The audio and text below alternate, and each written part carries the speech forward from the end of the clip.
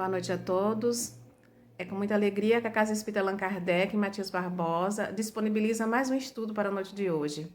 O nosso irmão William Gonçalves vem falar para a gente o estudo sobre a caridade essencial, que nós possamos estar atentos aos ensinamentos de hoje, que Jesus possa estar conosco, nos amparando, nos protegendo e que possamos ser um instrumento a cada instante do Mestre Jesus. Fica conosco, Senhor, hoje e sempre. Que assim seja. Olá, irmãos e irmãs da Casa Espírita Allan Kardec e Matias Barbosa. Eu gostaria de agradecer em primeiro lugar o convite para essa palestra, deixar um abraço vibracional a cada um de vocês. Se Deus quiser, em breve estaremos juntos presencialmente. Temos muitos amigos aí na casa. Eu agradeço a vocês que estão assistindo aqui ao vivo e depois também, porque ficará gravado aqui. Um grande abraço a cada um de vocês. Essa casa que sempre nos acolhe com tanto carinho, com tanto amor. Eu sou muito grato a cada um de vocês.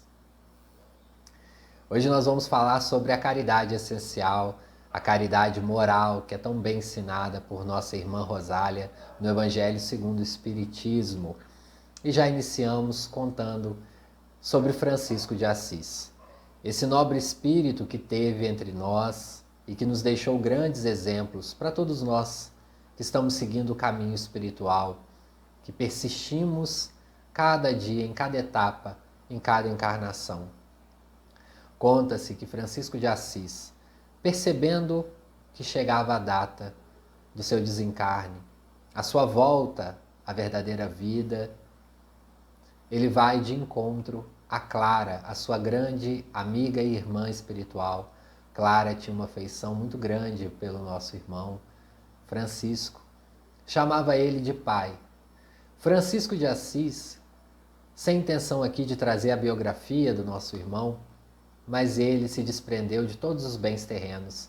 Ele que havia nascido numa família afortunada, era católico e no desprendimento único, deixou tudo para trás, tudo que tinha e foi seguir o seu caminho. Ouviu a voz do mestre que diz a ele: Francisco, vai e reconstrói a minha igreja. Naquele momento, Francisco interpretou a igreja como se fosse uma igreja de pedra, como havia naquela época. Mais tarde, ele compreendeu que a igreja que ele deveria reconstruir era uma igreja espiritual, uma nova moral. Jesus deu essa intuição para ele e ele, mais tarde, com a compreensão espiritual amplamente, constrói sua ordem e o grande exemplo que ele deixou. Porém, uma grande angústia chegava até o seu coração, prestes ao seu desencarne. Ele que havia doado tudo, ajudado a todos, tido caridade moral para com todos que ali estavam perto dele, e caridade também material, ainda assim, essa angústia chegava ao seu peito. Ele tem uma ideia, deveria ir ao encontro da irmã Clara no seu convento. E assim o fez. Juntou alguns amigos e foi até a irmã Clara. Chegando lá, ela o recebe com um imenso carinho, amor. E quando ele chega próximo a ela, ele fala que estava sentindo que o seu desencarne seria breve, que a sua morte seria breve, mas que ainda havia uma angústia no seu peito. Irmã Clara, sem rodeios, fala: Pai Francisco, carinhosamente, ela o chamava de pai. Eu sei o que te abate, eu sei o que te angustia. Você é muito apegado. Aquelas palavras caíram como chuva no fogo para o pai Francisco. Ele teve um abalo consciente naquele momento e sentiu-se extremamente angustiado. E ele falou: minha filha, por que você pensa isso? E ela falou: pai, você ainda é apegado à ordem, tem medo de morrer e pensa como que ficarás o seu trabalho espiritual. Mas lembra-se, todo trabalho espiritual não nos pertence. Aliás, todo trabalho não nos pertence, né, irmãos? Nem o espiritual, nem o material. Nós estamos aqui de passagem. Tudo aqui é passageiro, passa muito rápido. Nós estamos numa situação, nós não ficaremos nela fixo. tudo vai se modificando. Qual de nós podíamos pensar em 2019 que viria a pandemia, por exemplo, e iria nos colocar em outro lugar, nos afastar presencialmente? As coisas na Terra passam muito rápido e nós nos deixamos levar pelas angústias como se fossem eternas. E esquecemos que são passageiras, que é breve. Pai Francisco esqueceu disso por um breve momento, porque ele era assim um espírito mais evoluído que todos nós. Mas a irmã Clara, a sua mentora, podemos dizer assim, fez o relembrar. Francisco, volte para casa em paz. A obra não é sua. Vai, segue em paz. A primeira e a última caridade que você deve fazer é com você mesmo. Se desprenda, se liberte da ordem, porque ela continuará. E continua. Até hoje nós temos aí a egrégora, né? Os espíritos que trabalham com o nosso irmão Francisco de Assis, que ajuda tantas religiões, aqui também os centros espíritas. Somos ainda apegados e temos que fazer a primeira caridade, a caridade moral para conosco mesmo. A caridade que deve ser bem compreendida, que deve ser única, interna em cada um de nós. E como é difícil para nós também que trabalhamos nos centros espíritas, quando nos achamos ligados por demais ao núcleo, a algum setor de trabalho, e esquecemos de olhar internamente para os nossos problemas. E muitos de vocês que estão ouvindo podem pensar, mas o trabalho espiritual é isso, é desprender de nós mesmos. Sim, mas nós, enquanto indivíduos humanos encarnados, não vamos perder as nossas angústias, porque teremos as nossas provas e expiações, cada qual sabe qual é a sua prova, qual é a sua expiação. E quando vem essa prova e essa expiação ou essa angústia que vai nos abater, muitas das vezes o nosso trabalho espiritual costuma ter ruídos, porque muitos de nós cuidamos muito bem dos outros, mas não cuidamos internamente de nós mesmos. Hoje eu convido vocês a olhar a caridade com os olhos de ser essencial para conosco mesmos. Um cuidado, um olhar, um carinho. Nós não vamos ser perfeitos, como o Evangelho nos diz. Não vamos ter felicidade ainda neste mundo, porque a felicidade não é deste mundo. Vamos ter brechas de felicidades, pequenos momentos que devemos aproveitar. Aqueles momentos em família, qual nós estamos juntos com alguém que nós amamos, um almoço gostoso ao lado de quem nos quer bem, uma viagem. São pequenos momentos de felicidade, mas vocês já podem ter reparado que se tivermos com algo nos incomodando, a gente pode mudar de cidade, de estado, de país, podemos ir visitar alguém, essa angústia ainda fica. E quando somos convidados a ajudar alguém que está com o mesmo problema que nós estamos, ou problemas parecidos, mas que se diz de ordem moral, ordem aflitiva, e nós temos ainda a dificuldade de ajudar. Precisamos compreender que também o espírita, o trabalhador da casa espírita, precisa pedir ajuda quando ele não aguenta ou quando ele não sabe o que fazer. Nós precisamos nos desprender de nós mesmos, de sermos humildes e de também pedirmos, quem sabe, um atendimento no auxílio fraterno. Às vezes nós abrimos para a comunidade ir pedir ajuda ao nosso centro, mas nós, enquanto trabalhadores do centro espírita, não conseguimos pedir ajuda. Nós, irmãos, somos espíritos e estamos encarnados. Somos suscetíveis aos problemas da vida, às angústias, aos problemas conjugais, familiares, aos problemas com vizinhos no trabalho. É por isso que o trabalhador tem que ter essa assistência e nós temos que ter essa caridade essencial para conosco mesmos. Temos que compreender como Francisco de Assis estava com aquela angústia, que é passageiro. O que nós temos, a vinculação que nós temos é passageira. Mas se estamos ali, devemos prestar um auxílio benéfico a todos que ali estão. E muitos de nós não temos um preparo, digamos assim, acadêmico. nós temos um preparo espiritual, que deve ser, em primeiro lugar, esse preparo espiritual. O preparo interno que devemos diariamente, através de estudos, através de observação, construir. No Evangelho segundo o Espiritismo tem: bem-aventurados aflitos, porque serão consolados. A quem a espiritualidade intui, em primeiro lugar, para consolar quem está aflito? A nós, trabalhadores da casa espírita. A nós que estamos na frente dando palestra, a quem está na porta distribuindo as mensagens, a quem está preparando a água para fluidificar. Iremos retomar as atividades da casa espírita, muitos estão retornando. E a pandemia vai nos trazer ainda mais um agravante, porque o medo do morrer atingiu em cheio a população. Quantas pessoas perderam entes queridos?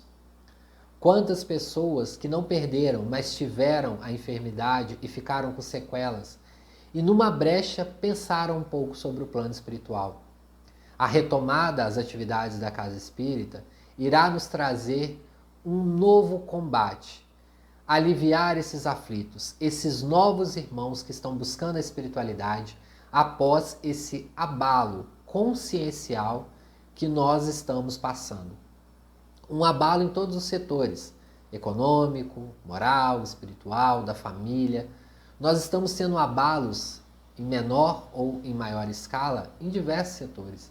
E está atingindo também os movimentos espíritas Brasil afora. Muitas das vezes nós não sabemos o que falar para uma mãe que perdeu um filho jovem. Muitas das vezes nós também estamos passando por esse problema e chega até a nossa casa espírita essa pessoa, ou que perdeu uma esposa ou um marido. É neste momento, somos nós a ferramenta que Jesus, que a espiritualidade amiga, vai intuir para confortar os aflitos e os angustiados. É por isso que esse preparo tem que ser diariamente. A caridade é essencial para conosco mesmo. Senão nós vamos sofrer interferências. No livro Sexo e Destino, de André Luiz, da psicografia de Chico Xavier, nós temos lá o nosso irmão Pedro Neves. Não vamos aprofundar aqui na história para que dá vontade a vocês que estão me escutando agora a ler o livro, que é de grande conteúdo moral. Pedro Neves era vinculado a obras Almas Irmãs no plano espiritual, que cuida de espíritos que têm uma grande vinculação ao vício ou à má tendência sexual. Ele que era um palestrante, um terapeuta lá naquela comunidade, há muitos anos, há mais de 25 anos trabalhava lá. Ele exercia ali a caridade moral para com todos que buscavam o seu auxílio. Porém, Pedro foi se entristecendo. E os irmãos que trabalhavam junto com ele foi percebendo cada dia mais uma leve depressão. Lembrando que Pedro estava no plano espiritual, já havia desencarnado, já tinha certeza da desencarnação, o que muitos de nós, às vezes ainda trabalhadores, naquele fundinho ali, quando vem o abalo dos problemas, das provas, das expiações, a gente duvida um pouquinho. Pedro Neves, arredio, um homem frio, duro, não queria falar com ninguém. Deram então para André Luiz a missão de conversar com Pedro Neves. André Luiz foi muito sagaz, não era em si um terapeuta, mas já estava lidando com as questões humanas mais profundamente, e chama ele num belo dia, lá na colônia Nosso Lar, para dar uma volta no jardim. Ambos ali estavam, e André Luiz teve uma ideia. Somente abrindo seu coração, falando dos seus problemas, daria um espaço para que ele também falasse dos seus problemas. E assim aconteceu. André Luiz relata que estava com muitos problemas familiares, que estava com saudade da família. E Pedro Neves fala: meu irmão, eu também estou tendo muitos problemas familiares. E André Luiz fala: irmão, você não precisa passar por isso sozinho. aceite a minha ajuda, vamos formar uma equipe, vamos para a terra, vamos ajudar a sua família. Pedro estava com a sua filha acamada na terra e iria desencarnar em alguns meses. Mas não era isso que o angustiava. O seu genro estava sendo infiel à esposa que tanto amou ele por muitos anos. E a amante estava ali vivendo dentro da própria casa. Aquilo feriu tão grandemente um espírito trabalhador do bem há mais de 25 anos no plano espiritual, que ele já não estava conseguindo ter a caridade moral pura e límpida com aqueles que estavam lá na colônia. A espiritualidade superior movimentou-se para ajudar. Em uma das cenas do livro, muito chocante, por exemplo, quando Pedro Neves vai auxiliar a sua filha e a espiritualidade fala: Pedro, vocês devem começar a auxiliar o seu genro em primeiro lugar. Naquele momento ele ficou desestruturado. Como ajudar o malfeitor? Mas Pedro, não foi isso que Jesus nos ensinou? Ajudar aquele que precisa. Jesus veio para dar remédio a quem precisa e não para os sãos. Ele mesmo falou isso. Quando Pedro vai numa das outras cenas, eles estão como se fosse numa boate, com música alta, com som, que ele vai no ímpeto de ódio, de rancor, desferir um soco na cara dele, do irmão, do seu genro, aparece um espírito de luz, que somente, sem nenhuma palavra, somente com o olhar, desarma Pedro Neves. Ela tinha a caridade em essência. Ela tinha a moralidade, que somente com o olhar ela conseguiu desarmar. Quantos de nós, na nossa encarnação, também tivemos essa pessoa? Pode ter sido uma avó, um avô, uma tia, uma vizinha, que com seu carinho, com seu amparo, só de nos olhar nos acalmava. Busque na sua memória essa pessoa. Essa pessoa, ela conseguiu ter a caridade moral muito bem aprendida e ela compartilhava conosco. Quando preparava para nós um lanche, que for a nossa mãe, a nossa vozinha, aquela caridade moral feita com tanto amor nos desarmava. Chegávamos tão arredios perto dessas pessoas que nos traz tranquilidade, que nos desarma. Esses espíritos, irmãos e irmãs, a comunidade chega no centro espírita buscando essa compreensão, buscando muitas das vezes o amparo, o carinho, o colo, que muitas das vezes não encontra nesse mundo de angústia. Nós, enquanto espíritas trabalhadores, somos responsáveis por isso. É por isso que muitas das vezes, se você está neste momento de angústia, de dor, como vivenciou o nosso irmão Pedro Neves, não é vergonha nenhuma pedir um afastamento, nem que seja por algumas semanas, por alguns meses, para que você possa fazer uma terapia, voltar-se para dentro de si mesmo e compreender, na sua essência, qual é o seu papel de fato. Nós não temos que estar 100% evoluídos para trabalharmos numa casa espírita, para aplicarmos um passe, para darmos uma palestra. Não, nós não temos. Mas quando um problema pessoal nos aflige a ponto de nós desempenharmos o nosso papel de forma não tão completa, é hora de repensarmos.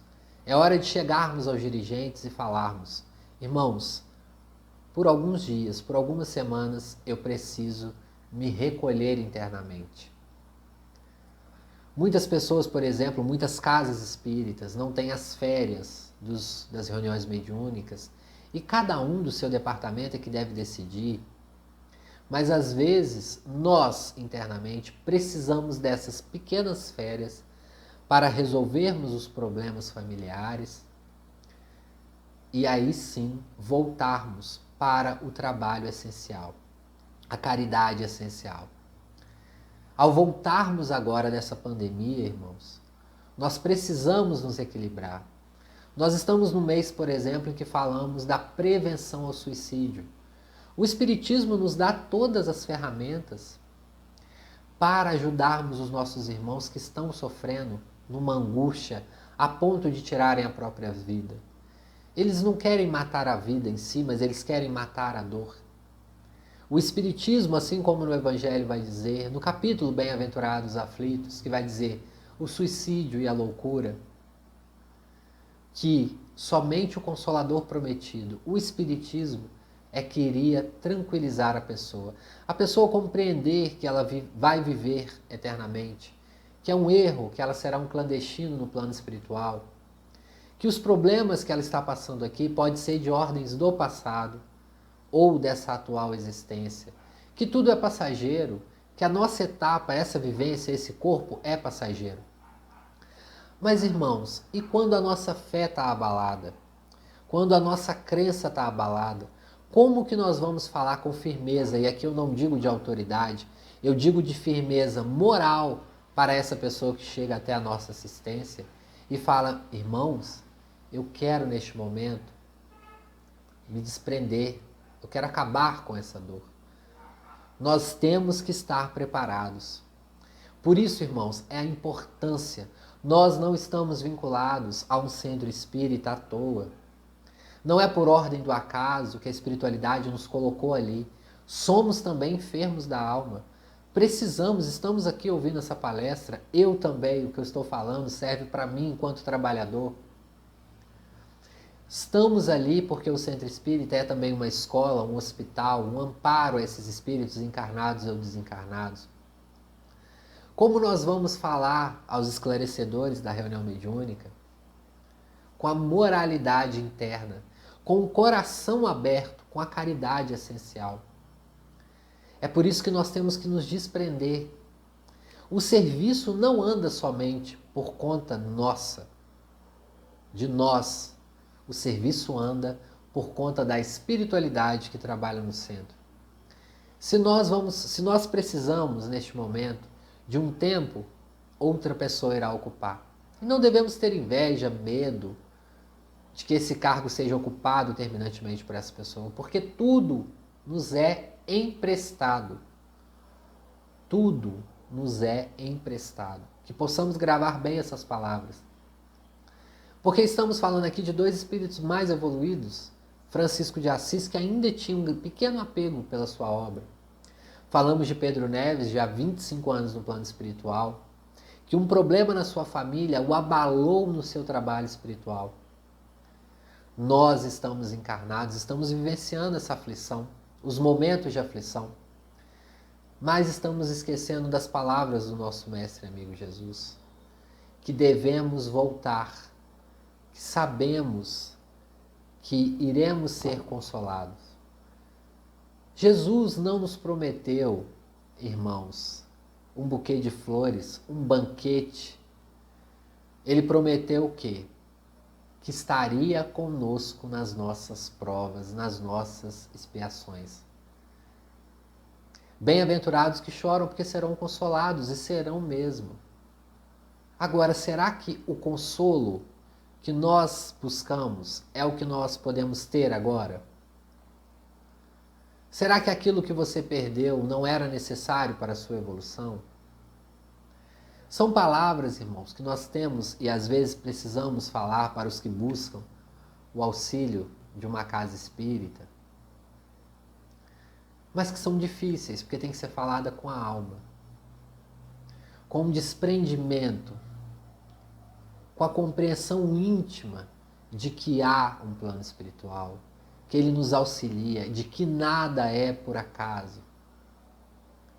E essas firmezas, essas construções, nós não obtemos assim, apenas lendo o Evangelho, apenas praticando a caridade material.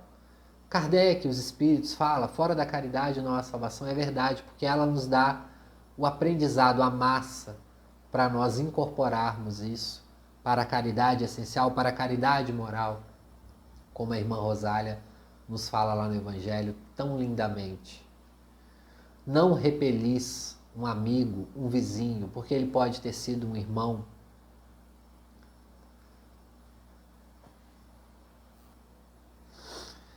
Ela vai nos dizer ainda: amemo-nos uns aos outros e façamos os outros o que queria que nos fosse feito. Toda a religião e toda a moral se encerra. O que queremos que nos fosse feito? O que nós queremos em essência? Porque nós temos que perceber que sutilmente nós passamos isso para as pessoas que buscam da nossa assistência. Reencontrarmos em nós mesmos é uma missão árdua, mas necessária aos trabalhadores. E aqui eu não digo somente dos trabalhadores de centro espírita, trabalhadores de qualquer religião, de qualquer vinculação. Se esses preceitos, a irmã Rosália vai nos dizer, fossem seguidos no mundo, o mundo seria um lugar bem melhor, bem mais perfeito. Não haveria ódio nem ressentimento. Direis mais ainda, não haveria pobreza, porque do supérfluo da mesa de cada rico, quantos pobres seriam alimentados. E assim não mais se veriam nos bairros sombrios em que vivi, na minha última encarnação, a irmã Rosália vai nos dizer, pobres mulheres arrastando consigo miseráveis crianças necessitadas de tudo. Quantos também batem às portas da casa espírita? Quantas instituições nos pedem ajuda em busca do alimento material, que é extremamente necessário, que é extremamente produtivo nós doarmos leite, alimento, principalmente agora, neste momento de grandes problemas econômicos que estamos passando.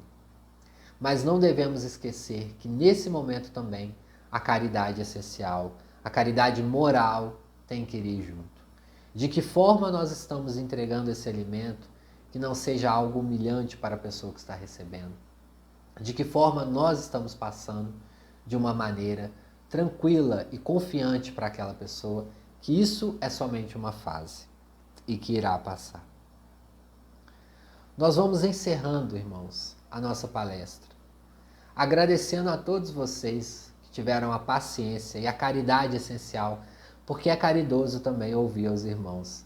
Eu agradeço a caridade essencial que vocês tiveram comigo. Peço desculpas a cada um aqui se eu falei algo que machucou vocês. Trabalhadores, nós que somos trabalhadores do Centro Espírita, é uma missão árdua. Nós passamos por problemas. E quantas das vezes nós vamos chorando por dentro para um centro espírita? Chegamos lá e somos restaurados, nós somos reenergizados, mas nós não podemos deixar apenas na conta da espiritualidade. Temos que entender que esses desafios devem ser elaborados dentro do próprio lar ou dentro da empresa que trabalhamos, da vinculação, porque isso, irmãos, é passado. Não nos enganemos, sutilmente, através de palavras, através de ações. Para terminar, vou trazer uma mensagem.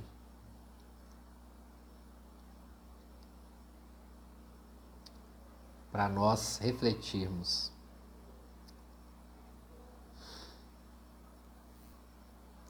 Chama A Pergunta de Timbira. Está no livro Lindos Casos de Chico Xavier, de Ramiro Gama. Joaquim Timbira era uma das entidades que se comunicava frequentemente nas sessões onde Chico Xavier trabalhava. Dos irmãos Xavier, do Chico e do irmão dele. Era um companheiro espiritual simples e bom, estava sempre disposto a auxiliar com a sua experiência nos trabalhos, em favor dos obsidiados. Houve uma ocasião em que apareceu uma jovem perseguida por diversas entidades da sombra. E à noite... perdi aqui. Obsessores de falanges tomavam-lhe a boca, derramando fel e veneno em formas de palavras. José doutrinava os visitantes conturbado. Muitos iam e vinham, e o dirigente conversava. Numa das reuniões, Joaquim Timbira incorporou-me no Chico Xavier e aconselhou: meu filho, convém ensinar o bom caminho aos irmãos sofredores. Entretanto, é preciso doutrinar igualmente o médium. É necessário que a médium estude, compenetrando seus deveres, mas o orientador perguntou ao espírito: não será caridade doutrinar os espíritos infelizes? Sim, sim. Então, insistiu ele, penso que estou certo, procurando encaminhar a verdade aos nossos irmãos vitimados pela ignorância e pelo sofrimento. Devem ser eles atendidos em primeiro lugar.